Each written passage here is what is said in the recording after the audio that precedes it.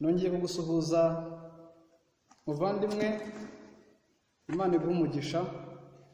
Tugiye gukomeza ibyigisho byacu mu nsanganyamatsiko itubwira itegeko ryo kurarama.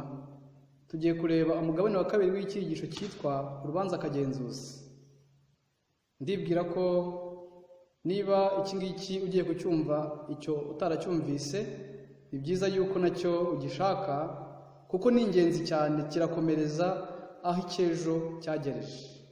Muri make, ejo twabonye urubanza kagenzuzi, ariko twibanze cyane ku kwibaza ngo mbese ubu butumwa bw'urubanza bwagomba kubwirizwa ryari, bukabwirizwa na bande, kandi umusaruro wabwo wabaye uwuhe? Ndagira ngo mbabwire ngo hari umusaruro wabayeho. Ubu hari abantu bari mu bituro kandi bafite ibyiringiro bitewe n'ubu butumwa bwatanzwe nyuma y'umwaka w'1798 nk'uko twabisesenguye, kuko twasanze ko urubanza rwagomba gutangira nyuma y'umwaka w'1798. Bivuze ngo ni nyuma y'imyaka 1200 y'itotezwa ryabayeho rikozwe n'ubupapa, nk'uko tubisoma muri Daniel 7:25 na 26 ndetse na Daniel 12:7. Aho hose herekana ko nyuma y'icyo gihe ari bwo urubanza rwagomba gutangira. Rero tugiye gukomeza tureba umugabane wa kabiri, umugabane ugiye kwibanda cyane kuri twebwe ubwacu n'inyifato dukwiriye kugira imbere y'Imana. Reka twicishije bugufi dusenga Imana. Muremyi w'ijuru n'isi, Mana yacu, duciye bugufi kandi twongeye kwishyira mu maboko yawe. Muri uyu mwanya tugiye kwiga ijambo ryawe, turagusabye ngo ubu butumwa bugendanye n'urubanza ubwumvishe umutima wa buri wese. Uturinde kuba abantu bameze nk'abatagira icyo bitaho, ahubwo ibitureba natwe uduhe kubireba. Ibyo turarikira kwitaho uduhe kubyitaho. Duciye bugufi ngo iki cyigisho abe ari wowe utubera umwigisha mukuru, abe ari wowe udusobanurira, kandi ibitekerezo byacu bifate mpiri. Twitegure kuko uri hafi. Ngaho rero dusobanurire, turakwiragije ngo abe ari wowe uwo bugufi bwacu, mu izina rya Yesu, amen. Tugiye gusoma mu rwandiko Petero yanditse, urwandiko intumwa Petero yanditse. Hari amagambo yahanditse dukeneye kwitaho cyane. Urwandiko rwa mbere, murongo wa 17 w'igice cya 4, haranditse ngo kuko igihe kigiye gusohora urubanza rukabanziriza mu b'inzu y'Imana. Twabonye ko urubanza ruhari, ariko Petero we ayoboye n'umwuka w'Imana aravuga ngo kuko igihe kigiye gusohora urubanza rukabanziriza mu b'inzu y'Imana. Aho rero birasaba ko buri wese ahuguka. Niki kigiye kuvuga? Igihe kigiye gusohora urubanza rukabanziriza mu b'inzu y'Imana. Cyari kitarasohora, ntabwo Petero yavuze ko cyasohoye, ahubwo yaravuze ngo kigiye. Byari ibintu bitari byabo. Ariko se wumva ikibazo, niba rubanziriza kuri twe, iherezo ry'abatumvira ubutumwa bwiza bw'Imana rizamera riti? Byumvikane ko urubanza kugira ngo umuntu aruhagararemo birasaba yuko hari icyangombwa, ni ukumvira ubutumwa bwiza bw'Imana kugira ngo abashe guhagarara adatsinzwe. Niba yaratumviye ubutumwa bwiza bw'Imana, reka mfatanye na Petero kwibaza ngo mbese iherezo rye rizamera rite? Nawe byibaze, ese numvira ubutumwa bwiza? Ubutumwa bwiza ni iki? Ijambo ry'Imana ritubwira yuko ubutumwa bwiza ari imbaraga y'Imana ihindura, ihesha uwizera wese gukizwa. Iyo mbaraga y'Imana nawe ikeneye kuba yagukoreramo. Yesu arakomanga, akeneye yuko yinjira muri wowe agakorera muri wowe, akeneye kwinjira mugasangira. None wumvira ubutumwa bwiza. Iyo mbaraga y'Imana ikorera muri wowe ni imbaraga y'Imana ihindura. Ese warahindutse? Niba utarahinduka, irindira reka ry'Imana. Imana irifuza yuko wahinduka ukaba icyaremwe gishya. None niba urubanza rubanziriza kuri twe ab'inzu y'Imana, iherezo ry'abatumvira ubutumwa bwiza bw'Imana rizamera riti? Kandi niba biruhije ko abakiranutsi bakizwa, utubaha Imana n'umunyabyaha bazabahe. Ukwiriye kwibaza, aha hari imigabane ibiri. Ukwiriye kwibaza ngo mbese muri iyi migabane ibiri mpagaze muri ruhande. Ndagira ngo nkubwire, uyu munsi urubanza ruhari nk'uko tubisoma mu gitabo cy'Intambara Ikomeye, ntabwo bwitaye ku bintu by'abantu bose biri gukorerwa mu isi, atari uko Imana ibyirengagiza, ahubwo iravuga ngo urabikora nka kwihorera ukibwira ko mpwanye nawe. Ariko hari icyo ijambo ry'Imana ritubwira. Igitabo cy'Intambara Ikomeye, igitabo tuzifashisha cyane muri ibi byigisho kuko ni igitabo cy'ingenzi, ni igitabo cyiza cyane. Ngiye gusoma ku cyigisho cya 28. Urubanza uyu munsi ruhari, urubanza kagenzuzi, kuko urubanza rurimo imigabane ibiri. Hari urubanza kagenzuzi, hari n'icyitwa irangiza rubanza. Igihe umuntu akiri mu rubanza kagenzuzi aba atari yahamwa n'icyaha, aba atari yemeza yuko agomba guhanwa ari mu rukiko rwo mu isi. Ariko iyo ugeze ku irangiza rubanza, ni igihe umwanzuro wamaze gufatwa, umuntu akaba agomba kugezwaho imyanzuro y'urubanza, niba agomba kwera cyangwa se niba agomba kugaragazwa nk'umunyabyaha. Paje 344 mu gitabo cy'Intambara Ikomeye, aha bagiye kutwerekeza gato ku munsi w'impongano.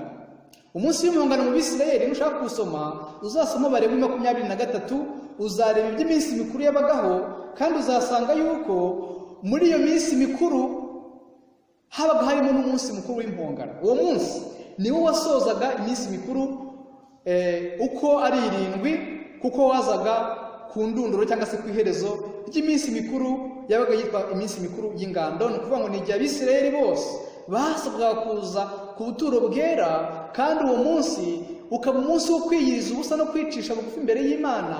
Rero muri icyo cyiswe amasabato 7, ku iherezo haje uwitwa umunsi mukuru w'impongano cyangwa se Yom Kippur. Ubwo rero kuri uwo munsi mukuru w'impongano hari ikintu cyabaga.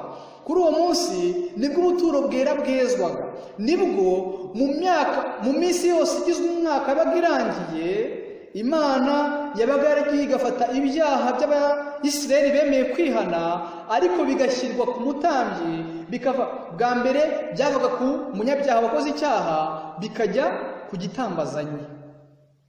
Mwibuke ko Yesu Kristo niwe wahindutse igitambo cyacu. Bivuze ngo ibyaha byacu iyo twemeye kubyihana bikurwa ku munyabyaha bikamushyirwaho. Ijambo ry'Imana rivuga ngo yabaranywe n'abagome. Naho ngaho bishingira. Yemeye kwishyiraho intimba zacu, ibyaha byacu. Yesaya 53. Rero icyaha gihe cyarageraga kigakurwa ku gitambo kikajyanwa ku buturo bwera. Igihe igitambo cyabaga kimaze kwicwa, amaraso yarafatwaga n'umutambyi, nawe akaba yemeye kwishyiraho ibyaha by'umunyabyaha, kubera ko nawe yari ari mu mwanya wa Kristo, kandi nawe yemeye kwishyiraho ibyaha byacu. Ubwo ni Kristo Yesu mvuga. Akinjira ahera, ayo maraso akaminjagirwa hirya y'inyegamo ahera cyane. Ayo maraso rero mu gihe cy'umwaka yagendaga yanduza ubuturo. Ibyaha byakurwaga ku bantu bihannye bigashyirwa ku buturo bwera. Niyo mpamvu abantu babaga barihannye, ntabwo ibyaha byakurwaga ku bantu ngo bibe birarangiye by'iteka ryose, ahubwo ijambo ry'Imana muri Zaburi ya 32 haravuga ngo hahirwa umuntu wabariwe ibicumuro bye. Imana irababarira ibicumuro by'umuntu, ariko ibyaha bye biratwikirwa. Ntabwo bisobanuye yuko umuntu atababariwe, ariko ni imbabazi z'agateganyo. Kubera iki? Ku musozo hagomba kuza urubanza rwo kugenzura niba uwo muntu akwiriye kugumizwa cyangwa se guhamishwa mu gitabo cy'ubugingo. Urwo rubanza rero aha baranditse mu gitabo cy'Intambara Ikomeye paje 344 ngo mu muhango wagiraga icyo ushushanya handi mu buturo bwera wakorerwaga mu buturo bwera bwo mu isi, ababaga baje imbere y'Imana bafite kwicuza no kwihana kandi ibyaha byabo bigashyirwa ku buturo bwera binyuze mu maraso y'igitambo gitambirwa ibyaha, abo bonyine nibo bungurwaga n'umurimo wo ku munsi w'impongano. Abo bonyine nibo bungurwaga n'umurimo wo ku munsi w'impongano. Muri ubwo buryo no kuvuga ngo bagiye kutubwira ibintu bisa nk'ibyo ngibyo. Muri ubwo buryo mu munsi ukomeye wo guhongerera ubuheruka ndetse n'urubanza rw'igenzura, byumvikane ko ubu Kristo ari guhongerera ubuheruka kandi turi no mu rubanza rw'igenzura. Ngira ngo habiri kumvikana neza.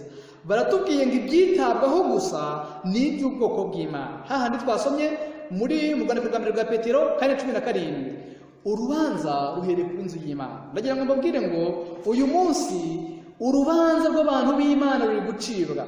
Wowe uvuga yuko uri umuntu w'Imana, wowe uvuga yuko wihannye, zirikana ko niba ibyo uvuga bidahuje n'ibyo ukora, mu ijuru bari kugenzura ibyawe bitonze, kandi birashoboka yuko izina ryawe ryafatirwa umwanzuro. Itonde rero, itonde, menya yuko uhagaze imbere y'urukiko rwo mu ijuru. Hari abantu bumva ngo uzajya mu rubanza bakibwira yuko ari ibintu bizabaho mu gihe runaka, ariko reka mubwire uyu munsi birahari.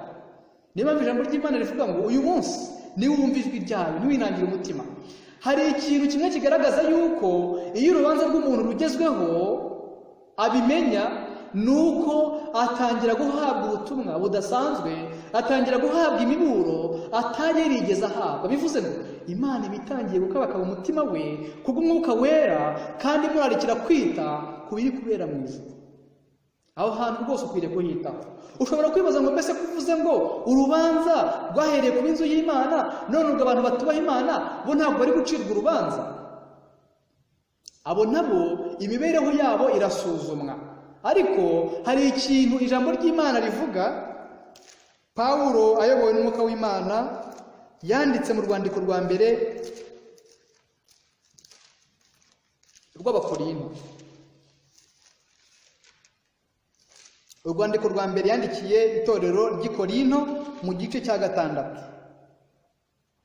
umurongo wa mbere handitse ngo iki? Haranditse ngo iyo umuntu wo muri mwe afite icyo apfa na mugenzi we, mbese ahangara kuburanira ku bakiranirwa ntaburanire kubera? Kabiri, ntimuzi yuko abera bazacira ab'isi urubanza?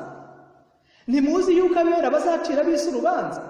Mu ijuru hari urukiko, ariko abanyabibi ntabwo bazagerwaho n'igihano cy'Imana abakiranutsi atari bo babyemeje ngo bemeze ko uwo muntu koko yari wo kurimbuka. Ese ibyo bizaba ryari? Aha turasomye ngo ntimuzi yuko abera bazacira ab'isi urubanza, kandi ubwo ari mwe muzacira ab'isi urubanza ntimushobora no guca imanza z'ibintu bito hanyuma y'ibindi. Aha Pawulo yari arimo yihanangiriza ubwoko bw'Imana kutajya gucirirana imanza cyangwa se kuburanira ku batizera, ko ahubwo urubanza rwabo bakwiriye kuruzanira abizera, abantu bagenzura kandi bakagisha inama Imana kuri buri ntambwe. Nuko rero niba mufite imanza zo gucibwa ku byerekeye by'ubugingo, ni iki gituma mubishyira abatagira aho icyo bahuriyeho n'itorero ngo abe ari bo bazica? Pawulo ati ibyo mbivugiye kubakoza isoni. Yari arimo yumvisha aba bantu yuko abakiranutsi uretse no kuba bacira bagenzi babo urubanza, bazacira n'abanyabyaha imanza. Ariko hejuru murongo wa 3 nari musimbutse kandi urakomeye, uravuga ngo ntimuzi ndetse yuko tuzacira abamarayika urubanza nkanswe iby'ubugingo. Byumvikane ko abakiranutsi nibo bazacira abanyabyaha imanza. Kabiri, nibo bazacira abadayimoni imanza, abamarayika bacumuye. Gatatu, nibo bazacira urubanza Satani. Bivuze ngo mu gihe abakiranutsi bazagera mu ijuru, nibwo iby'abanyabibi cyangwa se abantu batemeye kwihana bizanyuzwa imbere y'ubwoko bw'Imana, abantu Imana izaba yaracunguye ikabajyana mu ijuru. Nibwo Kristo azababwira ati dore ngaho, nuko abo bantu abahereza umudendezo bitegereze imibereho y'abo bantu mu isi, bavuge bati burya Imana irakiranuka, batsindishiriza Imana bityo umwanzuro w'umunyabyaha nawe ufatirwa icyemezo, ariko kizaba n'ubundi cyarafashwe mbere y'uko imbabazi zirangira, igihe Yesu azavuga ngo birarangiye, uwera nakomeze yezwe kandi uwanduye nakomeze yandure. Rero muri iki gihe icyo nashaka kubwira ni uko ikiri kwitabwaho cyane ni urubanza rw'abantu bavuga yuko basenga, ni urubanza rw'abantu bavuga yuko bagize amahirwe mu by'ijambo ry'Imana, ni urubanza rw'abantu nubwo bakerenceje ijambo ry'Imana ariko byibuze bagize umwanya wo kuryumva. Ese wowe muvandimwe, nta mwanya wagize wo kumva ijambo ry'Imana? Niba utari warawugize, uyu mwanya Imana irawuguhaye kugira ngo ubitekerezeho, kandi ubu nawe tuvugana ibyawe bigiye gutangira kwigwaho, niba ari ubwa mbere wumvishe ijambo ry'Imana. Niba atari ubwa mbere rero, zirikana ko urubanza rwawe rwatangiye kandi uyu munsi rurahari. Niba abantu babasha guhindira imishyitsi imbere y'abantu bo mu isi bapfa, kanyasoma ayo magambo, paje 346 mu ntambara ikomeye.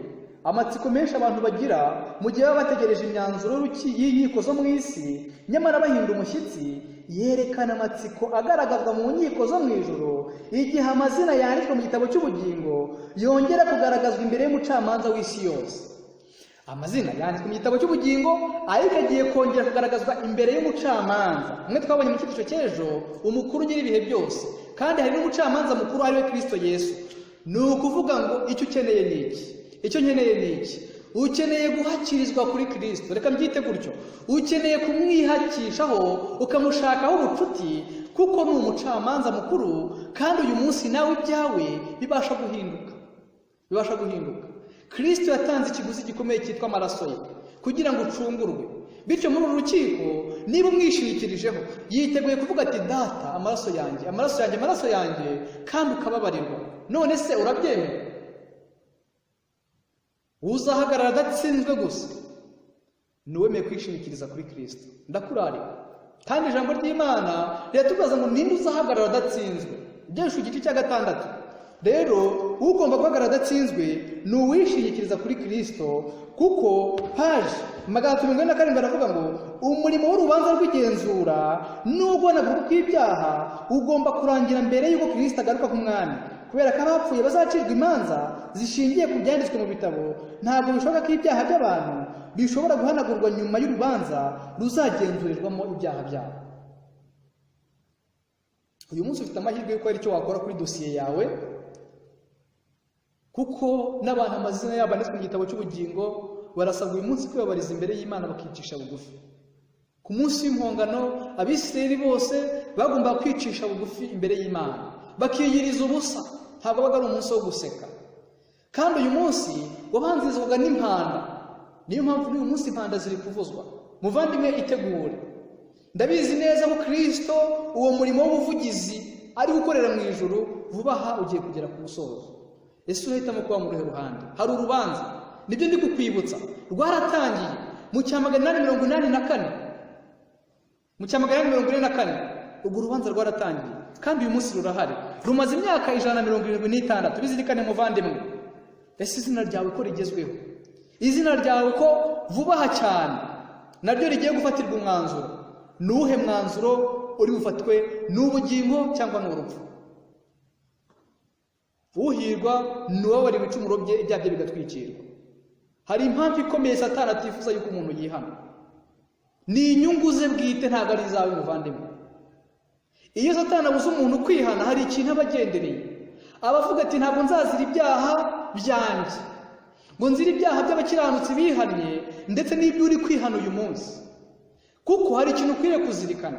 Iyo umuntu yihanaga, ibyaha byakorwaga kuri we bigashyirwa ku buturo bwera. Mu gihe cyo kweza ubuturo bwera, umutambyi mukuru akabivana ku buturo bwera bigashyirwa ku ihene ya Azazeli ishushanya Satani. Mu murimo Kristo arimo akorera mu ijuru w'urubanza rw'igenzura, ibyaha by'abakiranutsi nimara kwemezwa yuko bihanaguye by'iteka ryose, bizagerwa kuri Satani. Niyo mpamvu igihano cye kizaba kiremereye kuruta icy'abandi bose babayeho.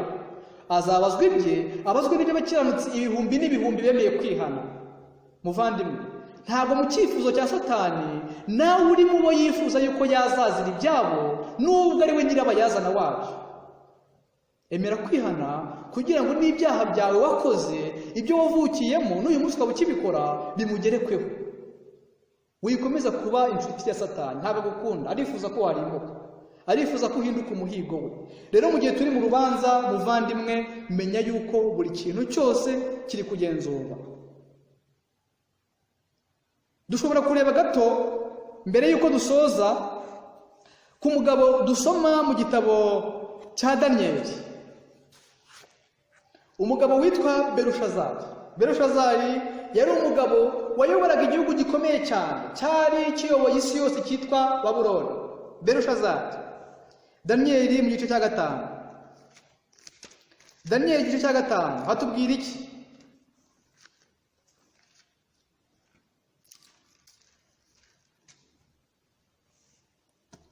Umurongo wa mbere haravuga ngo umwami Belushazari ararika abatware be bakuru 1000 ngo baze mu birori, abatunganyiriza ibyo kurya n'ibyo kunywa. Muri ibyo birori umwami nawe amwera vino imbere y'abo batware 1000. Nuko Belushazari agisogongera kuri vino, ategeka ko bamuzanira ibintu by'izahabu n'ifeza, ibyo se Nebukadinezari yari yaranyeze mu rusengero rw'i Yerusalemu, kugira ngo umwami n'abatware be n'abagore be b'inshoreke ze babinyweshe. Iki kintu yakoze, nukomeza gusoma aya magambo uzabona ko cyahise gishyira iherezo ku mibereho n'ubuzima bye mu isi no ku bwami yari ayoboye. Kubera iki? Yenze ibyera, yenze ibyashinganywe. Ndagira ngo mbabwire ngo aragiye afata ibintu Nebukadinezari sekuru yavanye mu buturo bwera i Yerusalemu, ategeka yuko bikoreshwa mu kwinezeza no gusinda no mu gusenga ibigirwamana. Ibyo bintu ntabwo Imana agomba kubyihanganira. Vuba cyane hari ibintu isi irimo ikora, abayobozi mu nzego zitandukanye b'isi barimo bakora, barimo bagerageza kwenda kubyashinga. Ni ibiki biri mu buturo bwera abami b'isi bari gutegeka yuko byasohorwa kugira ngo babinyweshe cyangwa se babisiribange, ikimenyetso cyo gusuzugura ububasha bw'Imana. Ntabwo Imana igomba kwihanganira yuko ibyera. Ndagira ngo mbibutse ko mu buturo bwera ahera cyane hari isanduku y'isezerano, hari harimo amategeko y'Imana, kandi harimo n'itegeko rya 4. Ese muvandimwe, niba uri umudivantiste w'umunsi wa 7, uracyubahiriza isabato nk'uko byahoze, cyangwa se bitewe n'uko uyu munsi abantu batajya mu nsengero nk'uko byahoze wumva yuko ugomba gukora icyo wishakiye? Oya, ijambo ry'Imana riravuga ngo wibuke kweza umunsi w'isabato. Ntabwo isabato yavuyeho, kandi ibyo si abadivantiste gusa, kuko ntabwo ari ubutumwa buri abadivantiste gusa, ahubwo ni ubutumwa bwahawe isi yose. Ibuka kweza umunsi w'isabato. Ntabwo Bibiliya yandikiwe abadivantiste umunsi wa 7, yandikiwe isi yose. Bityo nawe umuburo urakureba. Yesaya 58, nuhindukira ntukandagira isabato, ukanga gukora ibyo ushakiye ku munsi wanjye wera, ukawita umunezero. Ese muvandimwe, ibyo bintu biracyakurangwamo? Ntabwo wivugira ibyo wishakiye. Menya ko mu rubanza n'amagambo tuvuga aragenzurwa mu buryo budasanzwe. Rero muvandimwe, uyu Nebukadinezari yarabitumije, kandi ikintu cyakozwe ni uko ikiganza cy'utagaragara, ikiganza cy'Imana batarebeshaga amaso, cyaraje cyandika yuko ubwami bwe bushyizweho iherezo. Daniyeli igice cya 5:10, umurongo wa 23,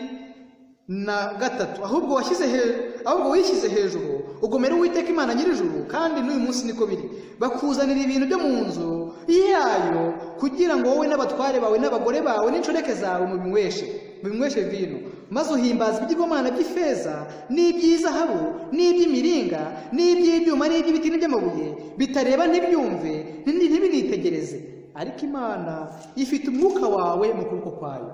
Ese uzirikana ko uyu munsi nawe Imana ifite umwuka wawe mu biganza byayo? Ibyo wari ubizi? Wari ubizi ko kuba uyu munsi uri guhumeka ari uko Imana yabishimye? Wari ubizi yuko hari ukugira ngo ubanze wumve umuburo nk'uyu nguyu? Nyiri kumenya imigendekere yawe yose, ariko nturakayishimisha. Ese ntabwo wifuza gushimisha Imana? Wayishimisha ute? Ese ushobora kwimuza kumwenyuza Kristo? Wamushimisha ute? Ni ukwemera kwita ku nama ze. Anezezwa no kubona umwumviye. Kandi niba hari ikintu cyanezeza Data wa twese, ni ukubona ugarutse, ni ukubona wihana. nicyo gitumye itegeka ko icyo kiganza cyiza ikacyandikisha inyandiko, kandi ibyanditswe ni ibi ngibi: meni meni tekeri furasini. kandi bisobanurwa bitya, bene bisobanurwaga Imana ibaza imyaka umaze ku ngoma yishyiraho iherezo. Muvandimwe, Imana ishobora kwitegereza ikabona imyaka umaze ku isi kandi ikayishyiraho iherezo. Ariko niba uyu munsi ugihumeka, byumvikane ko Imana irakurarika. Imana yacu n'urukundo, Imana yacu igira imbabazi, kandi no ku musozo Imana igumana imbabazi iteka ryose. Ariko ikibabaje, abantu bari kuzanga, kandi Imana iravuga ngo umwuka wanjye ntazahora aruhanya n'abantu iteka ryose. Muvandimwe, ubutumwa burana n'urubanza burakureba. Uwitwa Berushazari iteka ryaraciwe kandi akurwa ku bwami buhabwa Abamedi n'Abaperesi.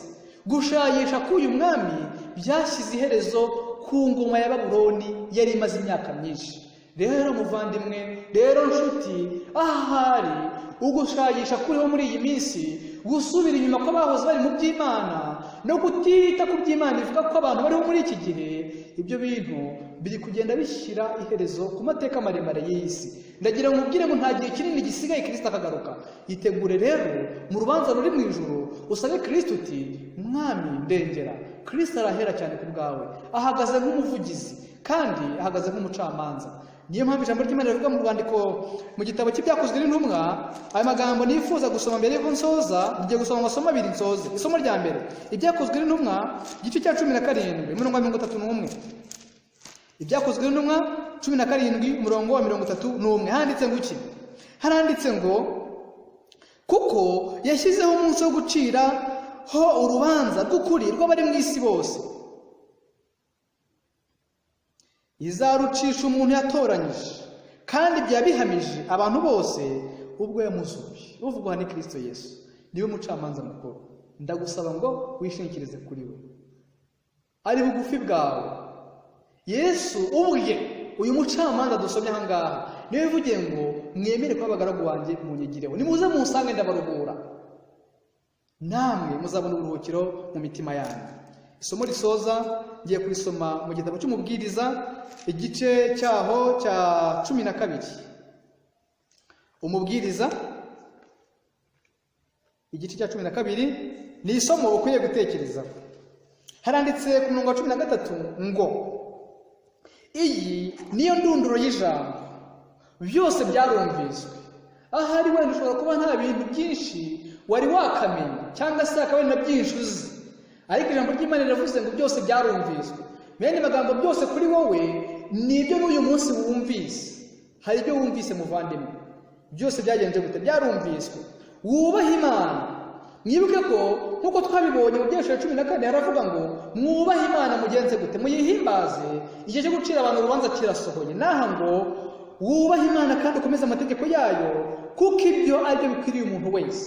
Amategeko y'Imana mu rubanza niyo yifashishwa, kandi niba umuntu yica itegeko ry'Imana naho ryaba rimwe, uwo muntu afitanye ikibazo n'Imana, afitanye urubanza n'Imana. Ntushingire ku myaka umaze mu idini runaka cyangwa se itorero runaka, wishingikirize ku cyo Kristo avuze uyu mwanya binyuze mu ijambo ry'Imana. Wubahe Imana kandi ukomeze amategeko yayo, kuko ibyo ari byo bikwiriye umuntu wese, nanjye ndimo, njyewe nawe ndetse n'undi wese. Kuko Imana izazana umurimo wose mu manza, n'igihishwe cyose ari icyiza cyangwa se ikibi. Imana ikugirire neza muvandimwe, idushoboze kwishingikiriza kuri Yesu Kristo gusa, we mucamanza utubereye ahera cyane. Umwishingikirizaho ntabwo yakorwa n'isoni. Imana ibigushoboze kandi nanjye ibimbashishe, mu izina rya Yesu, amen. Reka dusenge. Urakoze mubyeyi wacu, tumaze kwiga imigabane ibiri irebana n'urubanza kagenzuzi. Ukomeze ukorane n'imitima yacu, ukomeze wigishe ibitekerezo byacu, udushoboze kwitandukanya n'ikibi, udushoboze gukontorora, kugenzura amagambo tuvuga, kandi udushoboze guhinduka ibyaremwe bishya. Warabisezeranye, tubigusabye kugira ngo ubidukorere muri uyu mwanya, kandi uzatubashishe guhagarara tudatsinzwe, mu izina rya Yesu, amen.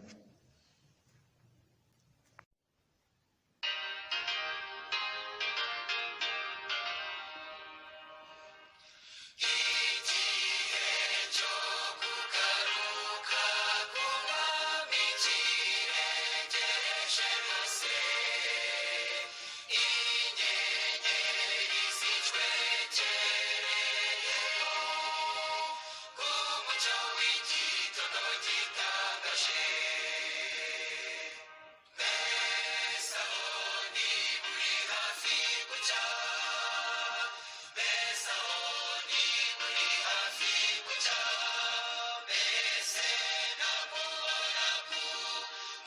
to the